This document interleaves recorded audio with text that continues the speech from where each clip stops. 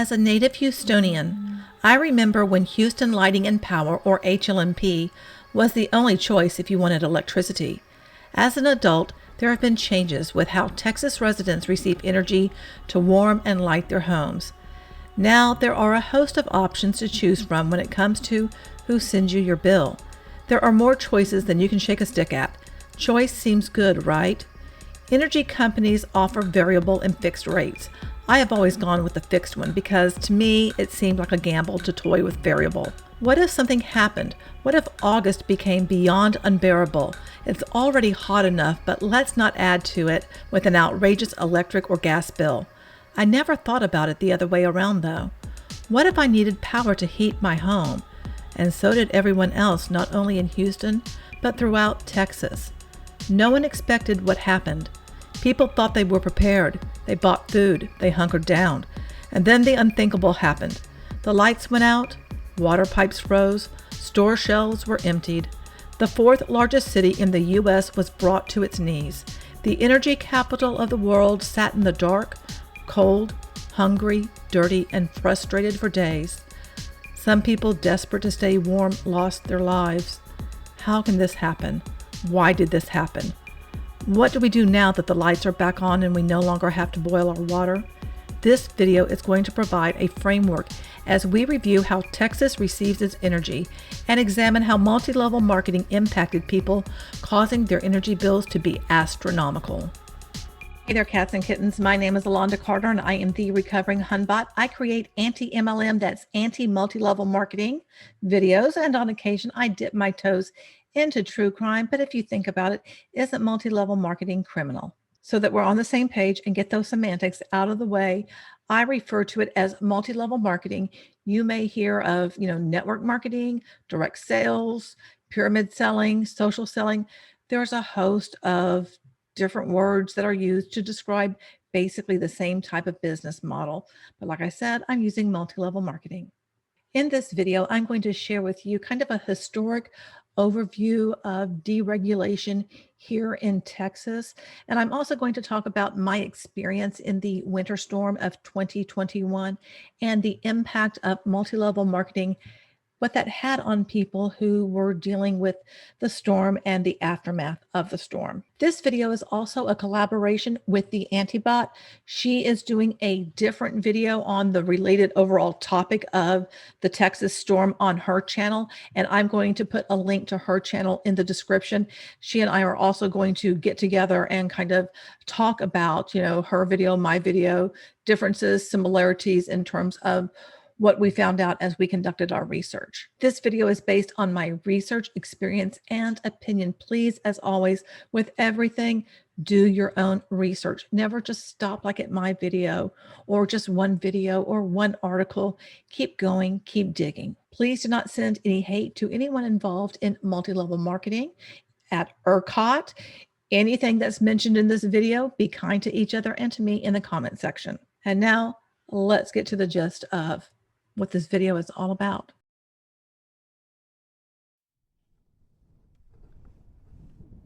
When you look back in time before 1975, Texas cities were responsible for regulating electric utility service and rates.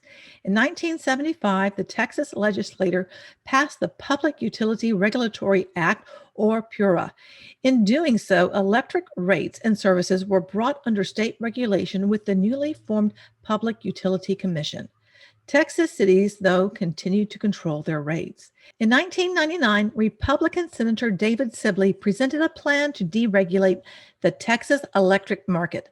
The idea was to reduce the cost of electricity to all Texans. At the time, although Texas had relatively low rates, overall, Texans spent more than the national average on electricity. It was thought that the federal government could soon require deregulation nationwide.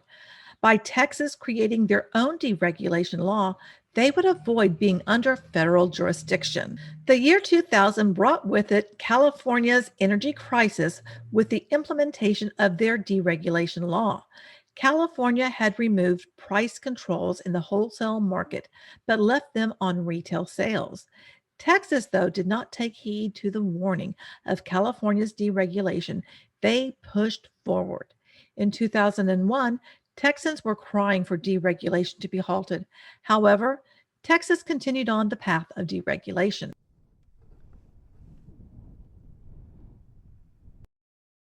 The electrical grid of the U.S. consists of the East Grid, West Grid, and the Texas Grid. The Electrical Reliability Council of Texas, or ERCOT, is a nonprofit organization responsible for transmitting electricity throughout most of Texas. The network of transmission lines are owned by different utilities but connected to each other from a single power grid within Texas. In preparation of deregulation, ERCOT consolidated 6 regional centers into a single control facility near Austin. As part of the plan, ERCOT was to oversee a deregulation pilot. On February 15th of 2001, the Public Utility Commission of Texas began allowing new electric providers to sign up customers.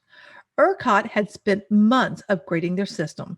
In April, ERCOT officials received a confidential internal report warning that their systems were in disarray. ERCOT had failed to meet numerous project goals. 2 months later, ERCOT received another internal draft report stating the new system setup remained at high risk for technical and marketplace failures. Problems came about while ERCOT continued pressing forward in preparation for the pilot program. During the first week of the pilot, there were energy price spikes. In fact, the Public Utility Commission's Director of Economic Analysis warned it was uncertain if a deregulated market would work. One report claimed shortfalls of electricity could result in electric companies inflating the price. Allegedly, blackouts nearly occurred during the pilot program. And yet, Texas pressed towards being fully deregulated in spite of the various warnings. Months before the entire Texas market would be fully deregulated, Jeff Skilling, the CEO of Enron, an energy company based in Houston, suddenly resigned. Enron's Ken Lay went back to the helm and told worried observers to expect no change in performance of the company's outlook. Enron had been at the center pushing for deregulation. Enron imploded days before the state moved on to embrace the deregulation system pioneered by Enron. Enron had been built on a house of cards with fake holdings and off-the-books accounting. Eventually, Enron's stock went from $90.75 per share to 26 cents at the time of its bankruptcy. On January 1st of 2002, Texas's deregulated market opened.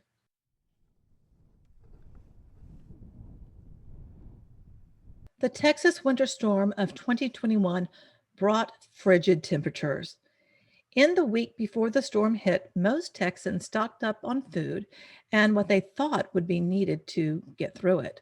Little did they know that this storm would strain the Texas grid to the brink of a near complete and total blackout. Sunday, February 14th, my husband went to work. For context, he's a wine guy who works at a high-end restaurant, and Sundays he works a double, brunch and dinner. I was concerned about him working at night since we were told to be home by 6 p.m., and we were expecting ice and snow, which is highly unusual. That evening, I opened our balcony door to see what I thought was snow, as did our neighbor.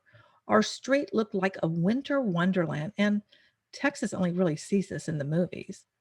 We saw a car turn the corner and heard the crunch, crunch.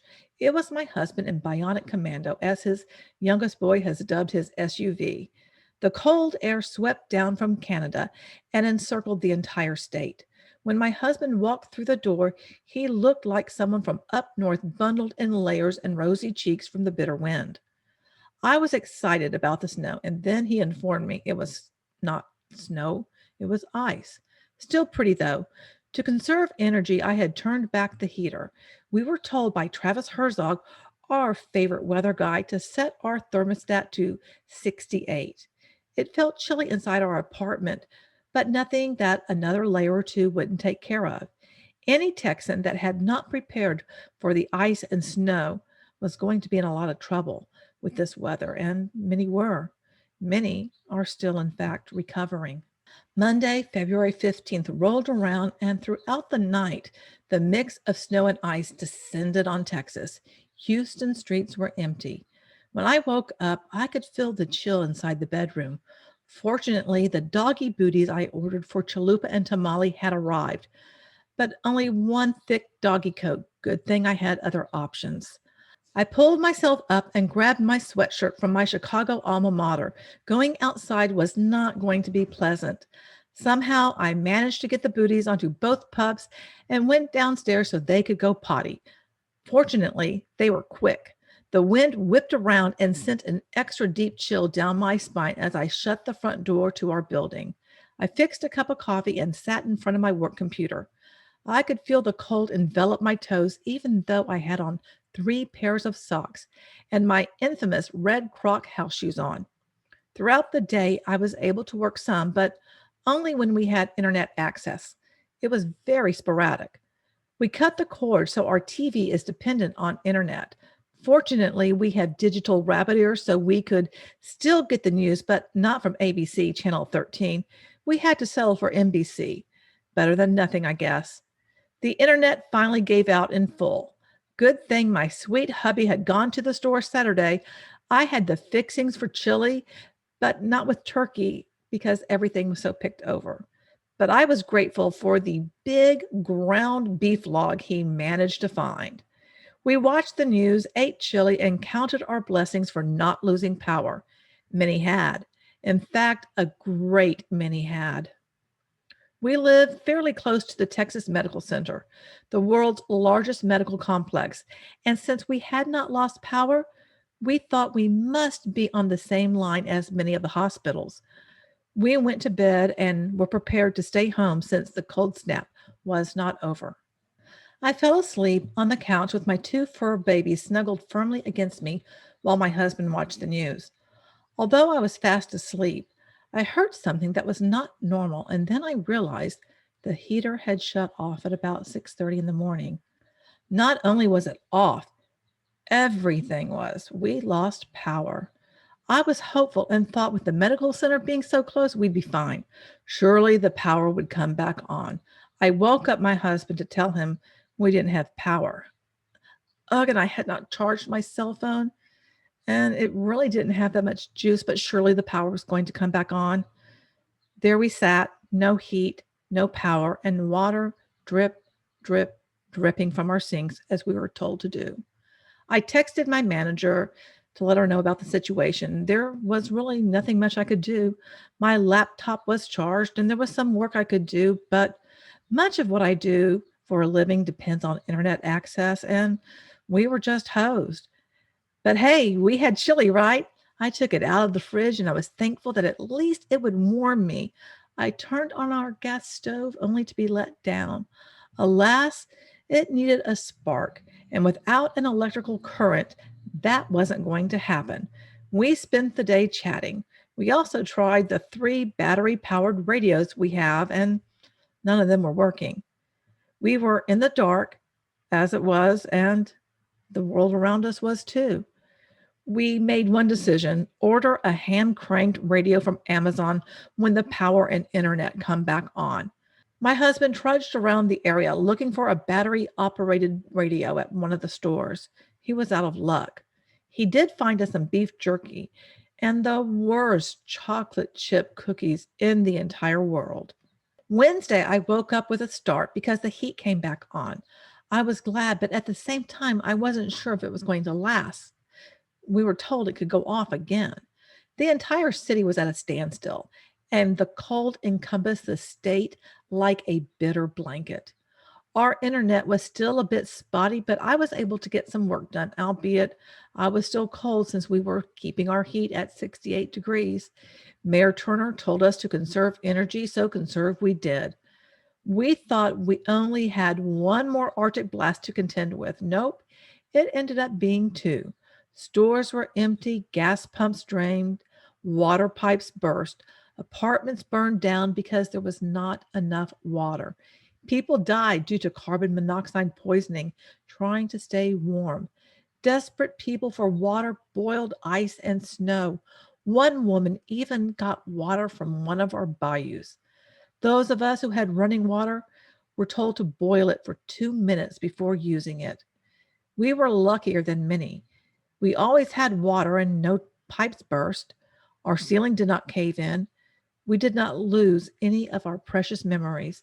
The aftermath proved to be almost more sinister than the actual storm. Specifically, those who received energy who were with Griddy began to receive outrageous bills.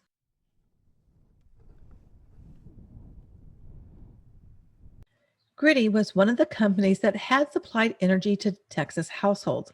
Allegedly, members paid $9.99 per month to buy wholesale energy. Unlike other companies, they had an app called Griddy Pro. Allegedly, before the storm, Griddy urged customers to switch to a different provider, but companies were not taking on new customers. During the winter storm of 2021, customers who signed up for variable rate plans started to receive excessively high bills. Griddy withdrew money as charges accrued from the customers' linked bank accounts. Griddy customers faced such high bills because for 3 days straight, the rate was at an all-time high. Although Griddy offered a 5-month payment plan to customers after the storm, a $17,000 bill divided into 5 payments would be impossible for most people to pay. And yes, there was one customer who received a bill for that amount. Also, during this 5-month period, while people paid off their bills, Griddy wasn't going to allow them to switch energy providers. On February 26, 2021, ERCOT ejected Griddy from Texas, and their customers were switched to other providers. One woman has filed a class action suit for $1 billion against Griddy. A Conroe family is also suing 2 Texas power companies because their 11-year-old son froze to death during the power outage. As of February 26, there are 3 other wrongful death suits filed related to the winter storm in Harris County. However, it is possible that no one will be able to hold ERCOT accountable. Panda Power filed suit against ERCOT in 2016. Then in 2018, a lower court found ERCOT could not be sued, claiming ERCOT is entitled to protection known as sovereign immunity. Since they were carrying out governmental functions, they were protected. We will see if this type of protection remains or if the organization will be held accountable given the gravity of the millions of people impacted. I suspect we will see more lawsuits in the near future related to the storm.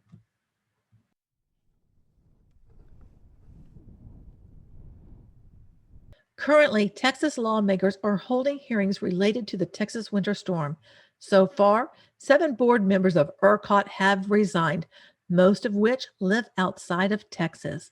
The hearings are addressing what went wrong with the state's infrastructure during the storm.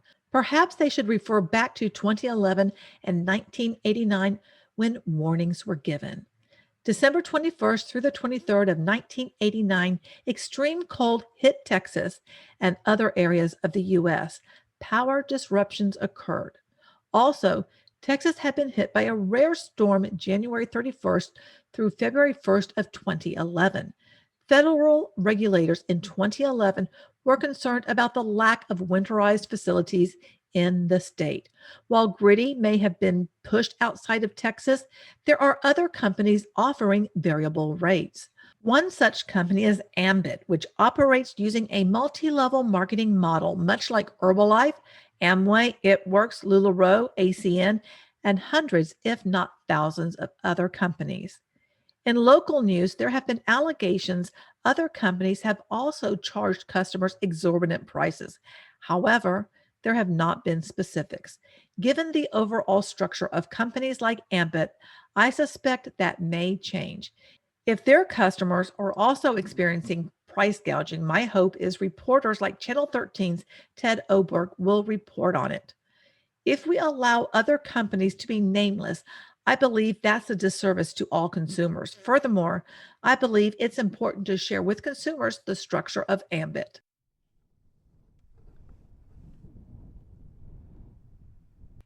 In 2006, Jer Thompson and Chris Chambliss founded Ambit Energy. Jer Thompson was one of the founders of Caprock Fiber Networks in 1992. Caprock partnered with an Enron telecom subsidiary and settled a security fraud class action suit in 2003 for $11 million. Ambit provides energy in the deregulated markets of California, Connecticut, Delaware, Illinois, Indiana, Maryland, Massachusetts, Maine, New Hampshire, New Jersey, New York, Ohio, Pennsylvania, Rhode Island, Texas, Virginia, and Washington, D.C. Ambit also operates in Canada and Japan. As early as 2007, the promises of electrical deregulation had been touted, began to see those promises were empty and worthless as electric bills soared. According to the Associated Press, on average, consumers in deregulated areas paid on average 30% more. Not only were there complaints, what stuck out is that people only signed up for Ambit because they knew someone, either a family member or a friend, who sold them a subscription service.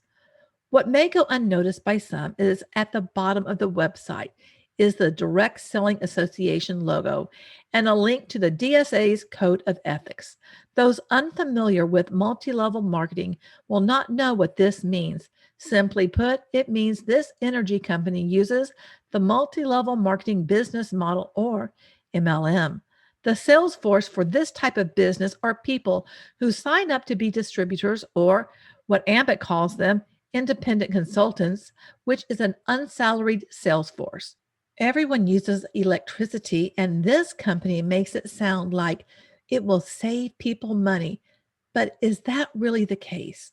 Does reality match what people are sold? Between 2010 and 2012, Ambit managed to accumulate 57,500 in fines for violating consumer protection rules. In May of 2011, an Ambit independent consultant sued Ambit for breach of contract and alleged the company was a pyramid scheme that made false statements which were deceptive and violated Section 5A of the Federal Trade Commission Act. However, the charges were later dismissed in 2012. In 2014, an article published by Consumer Affairs titled Deregulated Energy Providers, Are They a Good Deal? The article described how customers experienced unexpected price jumps, some as much as 200%. Also in 2014, the New York Public Service Commission received 450 complaints about Ambit. Most complaints were related to price gouging or unanticipated rate increases. Initially, people think they are locking down a low rate. One customer said he joined in April to lock down low rates, and then 2 months later, without warning, his rate tripled. In December of 2015, the results of the New York Public Service Commission included Ambit refunding $950,700. That same year, Ambit was sued for operating as an illegal pyramid scheme. This seems to be a theme when it comes to Ambit. Furthermore, class action lawsuits against Ambit have been filed in Illinois, New York, New Jersey, and Pennsylvania.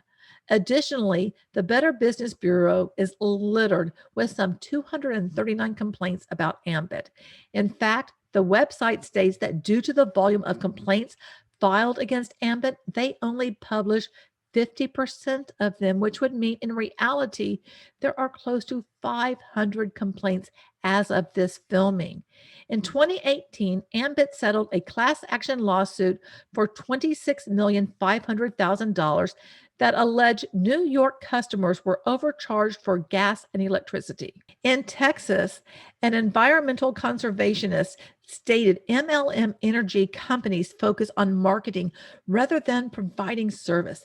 This sounds a lot like the focus is on recruiting others and others recruiting others, almost like an endless chain of recruitment now, doesn't it? This person has criticized Ambit for charging excessive connection and disconnection fees.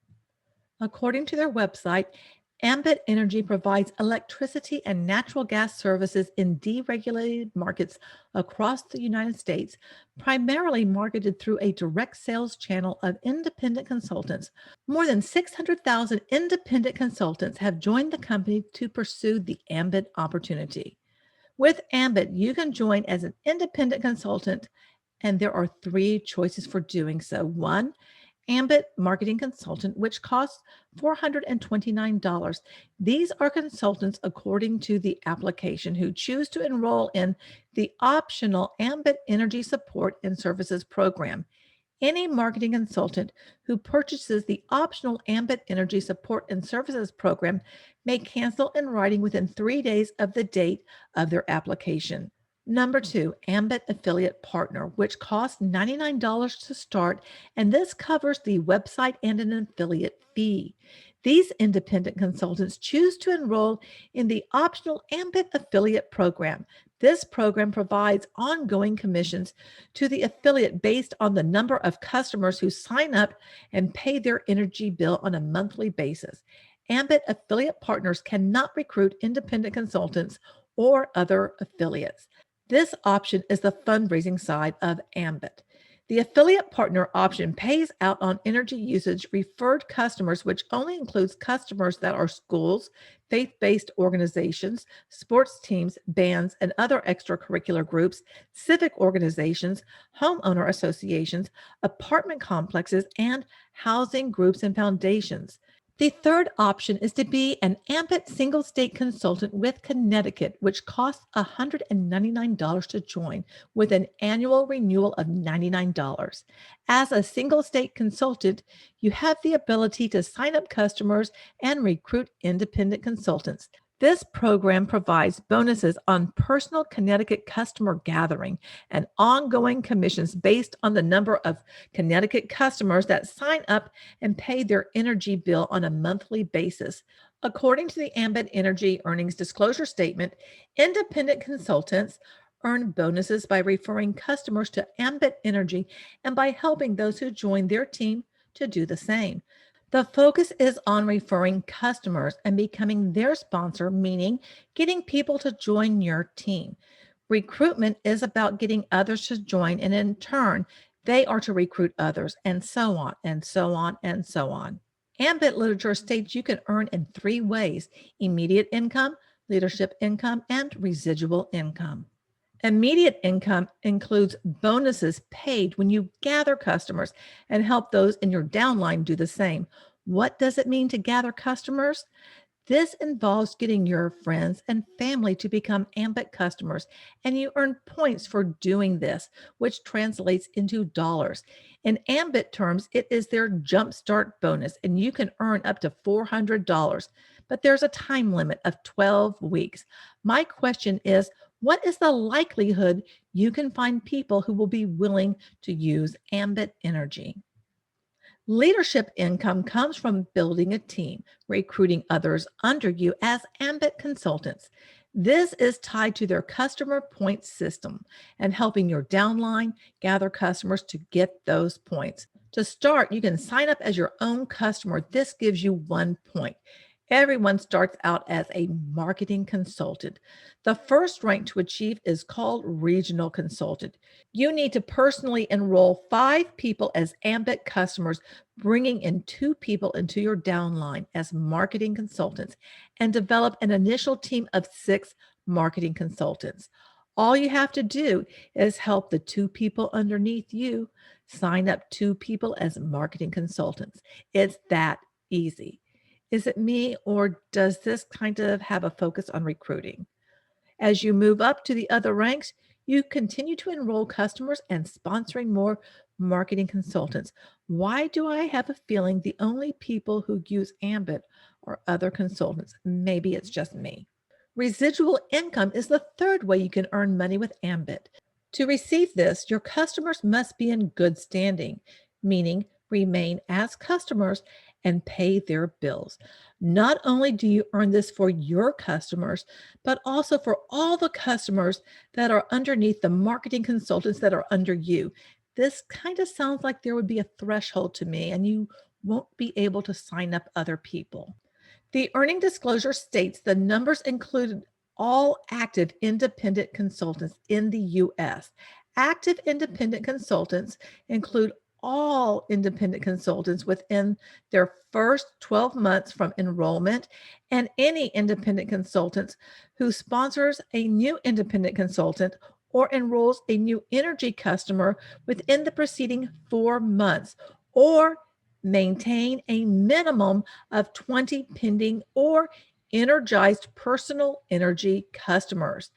The total population of all active independent consultants out of that 600,000 is 105,908. This means that nearly three-quarters of the independent consultants are not active. Their active consultants includes anyone who's a marketing consultant, that first rank, who was active even if only active for a single day in 2019. The lowest rank is marketing consultant, which comprises over 90% of their active independent consultants. The median income is zero annually, with an average of $131.27. Those who reach the rank of national independent consultant, which is the highest rank, is less than 1% of the 105,908 active consultants in the network. At 1%, it would be 1,059 people. The entire network is over 600,000, but most are not active. Why not?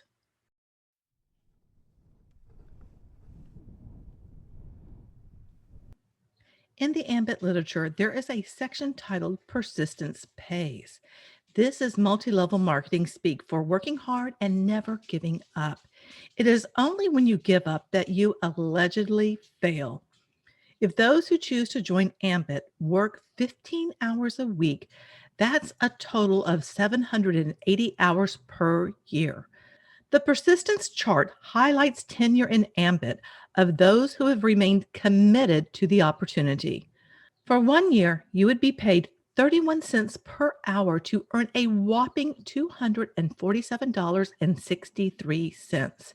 It's not until year 5 that the Ambit consultant makes more than minimum wage for working 780 hours. How does this make sense? Why does a company publish these numbers as if it's a positive thing when in fact they virtually have a slave labor force, in my opinion? Ambit wants their consultants to stay engaged and be active in the opportunity. However, if you take in account that 780 hours worked, that means people are only earning $2.74 per hour for working 15 hours per week. And yet, Ambit will say this is an opportunity to quit your job, that just over broke thing that pays a wage and provides benefits. There are no benefits given to you with any multi level marketing company because you are an independent contractor. In traditional independent contractor positions, you agree to an hourly fee and the company pays you that, but you don't get benefits. Companies like Ambit that use the multi level marketing structure don't even guarantee you a dime. Many people work very hard and receive nothing in return. How is this a fair business practice? All MLMs kind of say the same thing when it comes to their disclaimer. Let's check out Ambit's. Ambit Energy makes no guarantee or promise of income or business.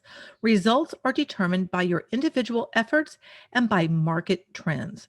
Earnings represented or implied in Ambit's marketing materials and communications may not be typical and cannot be relied on to represent your personal results, either for current or future earnings.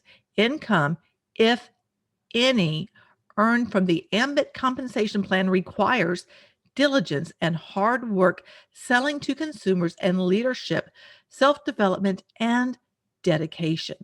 Each independent consultant's results will depend on their own skills, abilities, and personal efforts.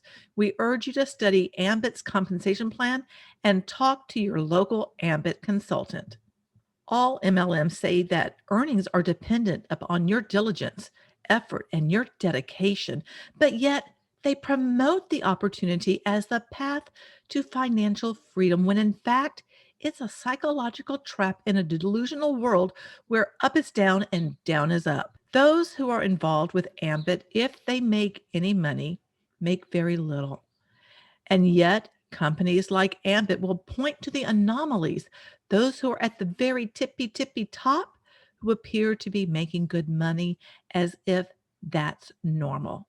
Some things they don't tell you are the number of hours that they work, how long they've been with Ambit, if they were early adopters of the Ambit opportunity, what their expenses are to be part of the Ambit opportunity, just to name a few. Overall, I believe it is very risky to lock arms with Ambit since your bill may fluctuate. And from what I have seen in my research, that fluctuation can be considerable. The Texas Attorney General, Ken Paxton, who recently came under fire for abusing his power and bribery, is suing Griddy for deceiving customers. A Texas workforce document that defines multi-level marketing tells the reader, for more information, the Attorney General of Texas describes MLM or network marketing at length on its website, and yet that link reveals nothing. The web page cannot be found. This makes me question Paxton's stance on this type of business. Why would this not be available? As it stands, the FTC has sent out letters to multi-level marketing companies during the pandemic for their fraudulent claims, and there also has been an uptick in people joining such companies.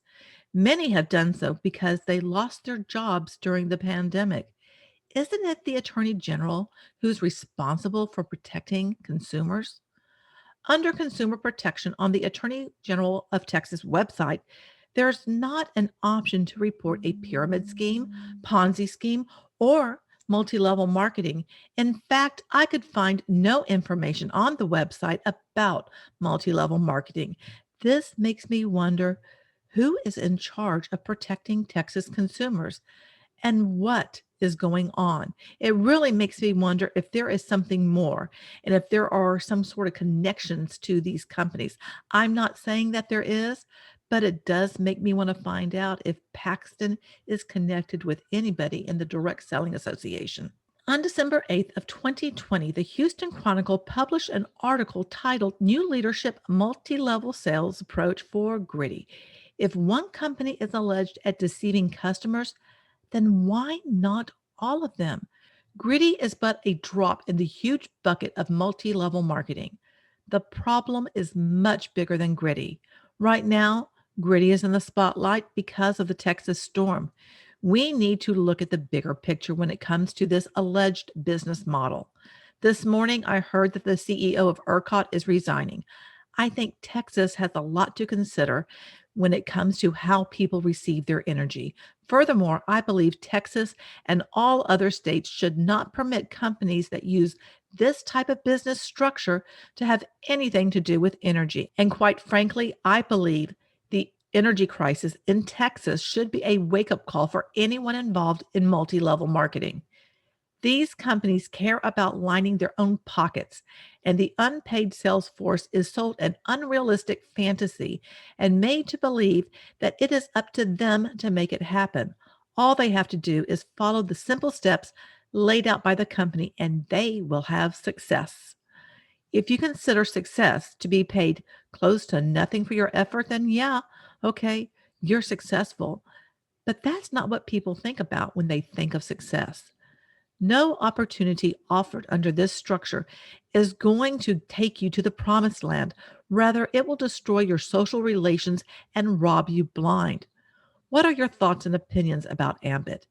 Do you think we will see changes in ERCOT? What changes do you think we need to consider here in Texas? Do you live in a state that Ambit serves? What can we as consumers do to avoid being gouged during a time of crisis? How can consumers be assured businesses operate fairly? As consumers, we can educate ourselves, but we also need our lawmakers to wake up and see how damaging these companies are to individuals, families, communities, and our country and beyond. Thanks for spending time with me, and remember, you're beautiful and I love you.